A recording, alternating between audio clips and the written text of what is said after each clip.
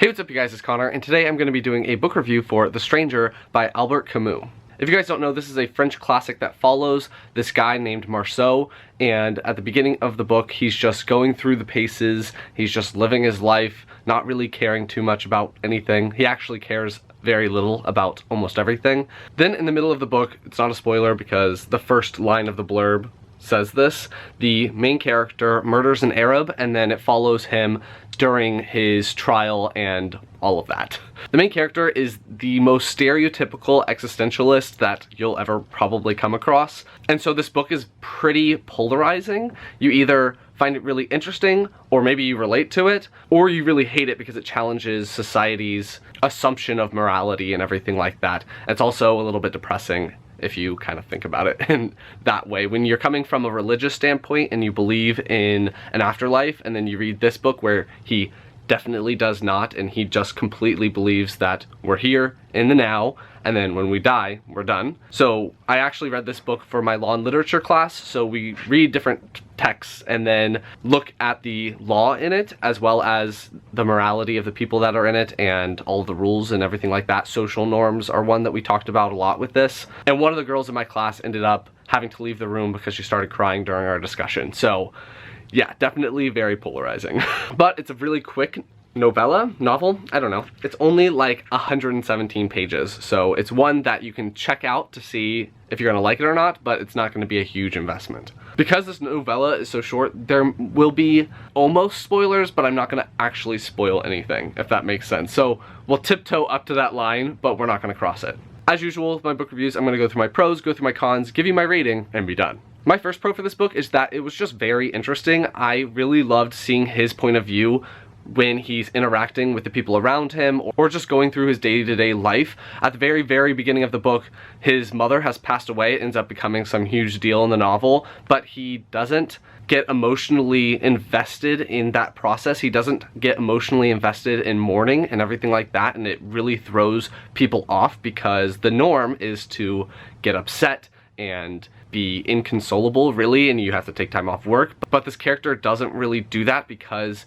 he doesn't see a point in doing that. So I just thought that all of his reactions to things were so interesting. I don't think that I could ever be like this, but there were some people in my class that really related to the way that he thinks about things and the way that nothing really matters. Because nothing really matters, a lot of people jump to the conclusion of, well, why are we even here? Why not just kill ourselves? That's not what existentialism is. That's not let's make the world burn or anything like that, but that's what a lot of people's reactions are to existentialism, which I found really interesting because people in my class jumped to that, and the people that really related to this novel had to like defend themselves and talk about how they just didn't believe that there was some afterlife, some higher power that created morality and forced it upon us, and that's why we have to be moral and have to be good people. They don't believe in that. So it was just a really interesting time discussing all of those different things. I think that it will make some people mad. I've seen reviews where people DNF the book at the halfway mark because they can't connect to the character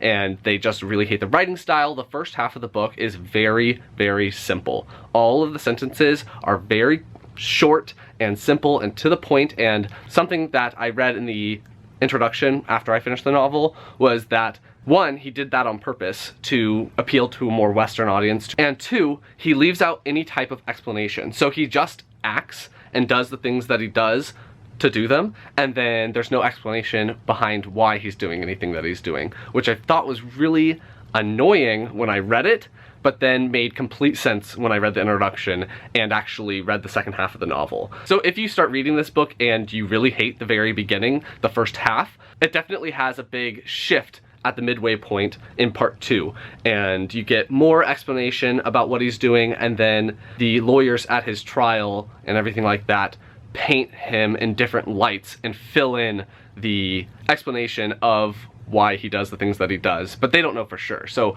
the whole style of this book was really well done and very conscious. One of the things I found myself doing in the first half of the novel was putting in my own explanations. In my head, I was putting into the character that he had morals and he was acting the ways that he was for certain reasons. So the fact that he doesn't get super emotional, in my head I was like, that's because he's trying to stay strong, but that wasn't it. He really just didn't care. And then after that I started putting different diagnoses onto him, which I know you're not supposed to do, but in my head I was doing it during this. I was like, does this character have autism? Is that why he's not really forming connections? And then I thought maybe he was a sociopath or something like that, where he thought he was better than other people, but then that wasn't it either, because he thinks everyone is on the same playing field, the same level.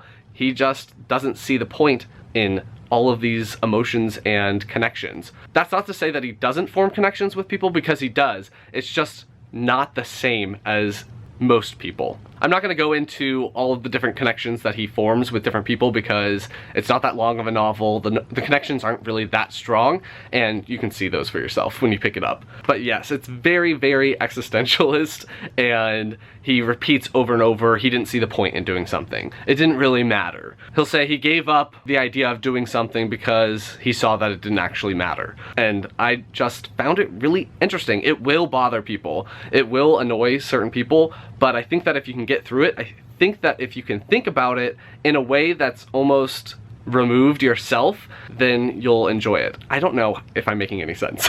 The one thing I will say about the connection thing with other people was I found it really, a lot of things were interesting. I found it really interesting that he doesn't judge people almost at all. So someone that's a terrible person and abusive and just awful, he'll interact with them the same way that he'll interact with someone that's an amazing person in our society's view of what is righteous and what is right. I feel like it really pokes at why we think that things are morally correct and why we think that things are morally incorrect. He doesn't have any type of remorse. He doesn't have any type of regret. And one of the things that we talked about in our law and literature class was how the legal system really wants you to have some type of remorse for a wrong action. So he ends up murdering this Arab in the book, and he doesn't have any type of remorse for it, and it shows that people really want people to feel bad. So in our legal system in the US, if you show some type of remorse, if you show that you are feeling bad about what you've done, if you steal something and get caught and then you feel bad about stealing that thing, you'll get a lesser sentence, you'll get less punishment if you feel bad. If you don't feel bad, you'll end up getting a worse punishment. So I thought that that was really true and fascinating to see that in here, because that definitely happens, which is kind of weird, but is true. Another thing that I really liked about this novel was that it really plays off of another novel that we read earlier on in the class. If you've read The Brothers Karamazov, this book is heavily influenced by that book. And it says that in the introduction or something like that. One of the characters in The Brothers Karamazov, his name is Ivan. He has this speech that he gives at some point in the novel, and this is like that dramatized. So I thought that that was really cool how these two novels really relate to each other. And I think that Albert Camus was really influenced by Dostoevsky. So again, that was really cool. So if you've read Dostoevsky, if you've read The Brothers Karamazov, I definitely recommend reading The Stranger, because you'll see those connections between Ivan's speech and this book and the main character Marceau. And my last pro that I'll talk about, just because this is already getting too long and I just seem to be cycling and saying the same thing over and over again, was that I loved seeing the interactions between the main character and the people that were in the legal system, the magistrate, the prosecutor, his defense attorney, and especially the priest. They feel attacked by the main character even existing. The fact that he doesn't subscribe to their standard of morals and subscribe to the social norms of the society really make them uncomfortable and feel attacked, which is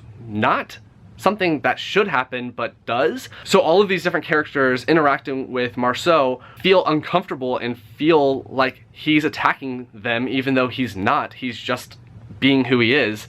And I just loved all of these different interactions. I thought they were so interesting.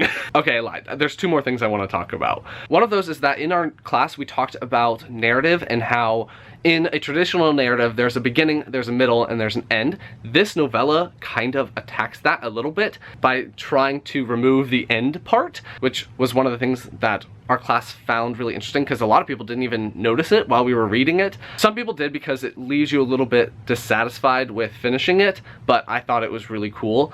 And one last thing that I really liked about this novel was the Czech story. He finds this story in a newspaper clipping, and it talks about this Czech man who goes away from his family to get money and then wants to bring the money back, and then just a mess happens when he comes back. And I thought that that really reflected the main character's journey and how the main character feels like subscribing to these morals and subscribing to this hope of an afterlife is almost like a game, and you shouldn't be playing games. I think that my professor said that the author Camus basically is saying that everyone wants there to be a meaning to life. They want life to have meaning. Why are we here is like a question that people ask a lot. And then here it says that life has no meaning and life is a big joke, basically. My only con that I ended up having was that I really wasn't loving the writing style in the first half. As I said, I was trying to read into this character all of these feelings and emotions that just weren't there, and I was getting annoyed